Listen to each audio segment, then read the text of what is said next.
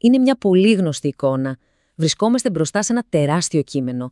Μια επιστημονική έρευνα, ίσως κάποια νομικά έγγραφα ή ένα βουνό από σημειώσεις. Και η σκέψη είναι μία. Από πού να αρχίσω? Πώς είναι δυνατόν να βγάλω νόημα από όλο αυτό, και μάλιστα γρήγορα? Λοιπόν, αυτό το αίσθημα της υπερφόρτωσης είναι πέρα για πέρα αληθινό. Είτε μιλάμε για περίπλοκα διαγράμματα σαν κι αυτό, είτε για ακαδημαϊκές δημοσιεύσεις, είναι πολύ εύκολο να νιώσουμε ότι πνιγόμαστε στις πληροφορίες, πριν καν κάνουμε την αρχή. Ας φανταστούμε όμως κάτι άλλο. Αντί απλώς να διαβάζουμε παθητικά, να μπορούσαμε να κάνουμε ερωτήσεις στα ίδια μας τα έγγραφα. Να συζητάμε μαζί τους. Αυτή ακριβώς λοιπόν είναι η υπόσχεση ενός νέου τύπου εργαλείου τεχνητής νοημοσύνης. Ας το δούμε από κοντά. Μιλάμε για το Notebook LM της Google, ένα εργαλείο που, αν και ίσως δεν το έχουμε ακούσει όσο άλλα, κρύβει μέσα του μια απίστευτη δύναμη. Κοιτάξτε, ένας χρήστης στο Reddit το συνόψισε τέλεια. Δεν είναι απλά ένα ακόμα γλωσσικό μοντέλο, είναι κάτι εντελώς διαφορετικό, γιατί είναι θεμελιωμένο, είναι θα λέγαμε γειωμένο, αποκλειστικά στο υλικό που του δίνουμε εμείς. Και το κυριότερο, με πραγματικές παραπομπές. Σε αυτή την ανάλυση, λοιπόν, θα δούμε πρώτα το πρόβλημα της υπερφόρτωσης, μετά θα καταλάβουμε τι ακριβώς κάνει το Notebook LM τόσο ξεχωριστό, θα εξερευνήσουμε την πιο απίστευτη λειτουργία του, θα ζυγίσουμε τα υπέρ και τα κατά του και στο τέλος θα αναρωτηθούμε τι μπορεί να σημαίνει όλο αυτό για το μέλλον της μάθησης. Ωραία! Πάμε τώρα να μπούμε στην καρδιά του συστήματος. Τι είναι αυτό που το κάνει να λειτουργεί τόσο διαφορετικά από τα άλλα εργαλεία τεχνητής νοημοσύνης που έχουμε συνηθίσει? Εδώ βρίσκεται όλη η μαγεία. Το Notebook LM δεν ψάχνει στο διαδίκτυο. Ο κόσμος του, οι γνώσεις του, περιορίζονται αυστηρά και μόνο στα έγγραφα που του παρέχουμε. Αυτό στην πράξη σημαίνει ότι όταν συνοψίζει κάτι ή απαντάει σε μια ερώτηση, παραπέμπει πάντα με ακρίβεια στην πηγή. Έτσι, μειώνονται δραματικά οι λεγόμενες παραειστήσεις. Ξέρετε, όταν ένα μοντέλο απλά επινοεί πληροφορίες. Εδώ, αντί να μαντεύει, βρίσκει την πληροφορία μέσα στο κείμενό μας και μετά συνθέτει την απάντηση. Και αυτό ακριβώς το κάνει τόσο ισχυρό.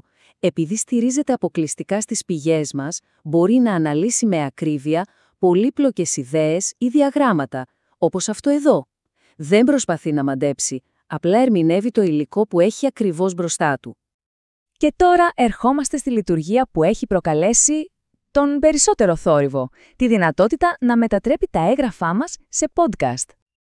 Και προσέξτε, δεν μιλάμε για μια απλή, μονότονη ανάγνωση. Το εργαλείο δημιουργεί μια ολόκληρη συζήτηση, ένα κανονικό podcast, ανάμεσα σε δύο φωνές που αναλύουν το περιεχόμενο. Και οι χρήσεις που έχει βρει η κοινότητα είναι απλά εφάνταστες. Ας δούμε μερικές. Πάρτε για παράδειγμα αυτόν τον χρήστη.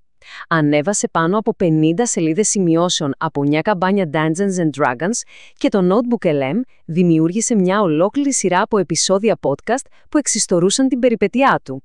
Ένας απίστευτος τρόπος να δώσει ξαναζωή στις αναμνήσεις του. Εδώ η χρήση γίνεται ακόμα πιο προσωπική, πιο δυνατή. Κάποιος ανέβασε την απομαγνητοφώνηση μιας δύσκολης προσωπικής συνομιλίας. Το podcast που φτιάχτηκε τον βοήθησε να αναλύσει τη συζήτηση με αντικειμενικότητα, δίνοντάς του μια νέα οπτική και επιβεβαιώνοντας τα συναισθήματά του. Και αυτό το παράδειγμα δείχνει τέλεια την ευελιξία του.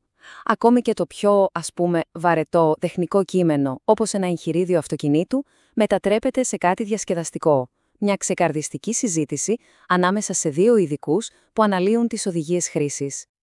Πραγματικά, οι δυνατότητες φαίνονται ατελείωτες. Από τη σύνοψη μεγάλων βίντεο στο YouTube και την ανάλυση meetings μέχρι τη μελέτη δύσκολων φιλοσοφικών κειμένων. Κάποιοι το χρησιμοποίησαν ακόμα και για να φτιάξουν ένα podcast για τις μουσικές τους προτιμήσεις, αναλύοντας τα δεδομένα τους από το Spotify. Βέβαια, κανένα εργαλείο δεν είναι τέλειο, οπότε ας δούμε μια πιο ισορροπημένη εικόνα, βασισμένη πάντα στις εμπειρίες των ίδιων των χρηστών. Λοιπόν, στα θετικά ξεχωρίζει σίγουρα η αξιοπιστία του. Το ότι παραθέτει τις πηγές αυτόματα είναι τεράστιο πλεονέκτημα.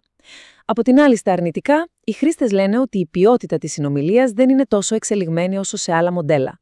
Και βέβαια, υπάρχει πάντα αυτή η ανησυχία μήπως η Google το εγκαταλείψει όπως έχει κάνει και με άλλα προϊόντα στο παρελθόν. Κάνοντας λοιπόν ένα βήμα πίσω, τι σημαίνει τελικά ένα τέτοιο εργαλείο, πώς μπορεί να αλλάξει τον τρόπο που αλληλεπιδρούμε με την ίδια τη γνώση? Η πραγματική αξία του Notebook LM δεν είναι να αντικαταστήσει μια απλή αναζήτηση στο Google. Είναι ένα εξειδικευμένο εργαλείο, ιδανικό για εκείνες τις στιγμές που έχουμε ήδη το υλικό μας και αυτό που θέλουμε είναι να το κατανοήσουμε σε βάθος, να το ανακρίνουμε, να το κάνουμε πραγματικά δικό μας.